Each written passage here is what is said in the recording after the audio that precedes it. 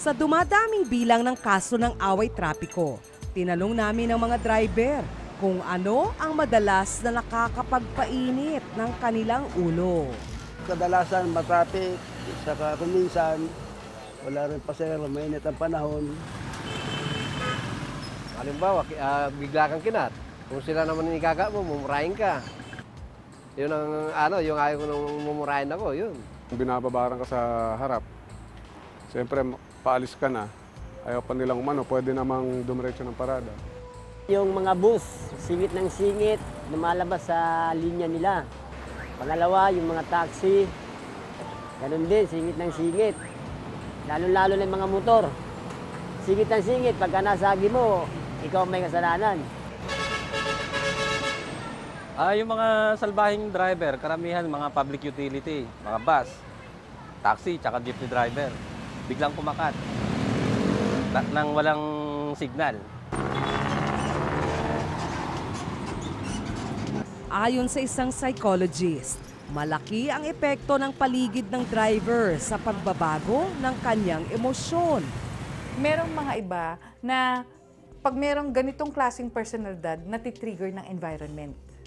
So once na na-stress sila, it's a very, very stressful situation, magugulat ka, ba't ganon ang ayos-ayos ito? Pag namatayan pala, biglang akala mong hinihimatay, naging hysterical. Yun yung ganon ang manifestations na natitrigger ng environment or ng stress-related situations.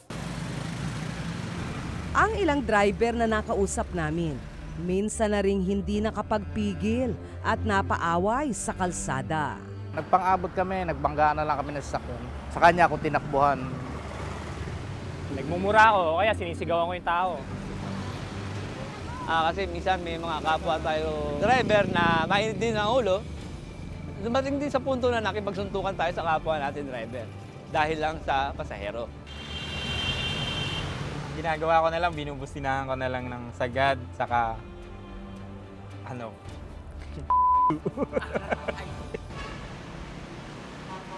Ang ilan pinipiling magpakumbaba kung may hindi magandang nangyari habang nagmamaneho.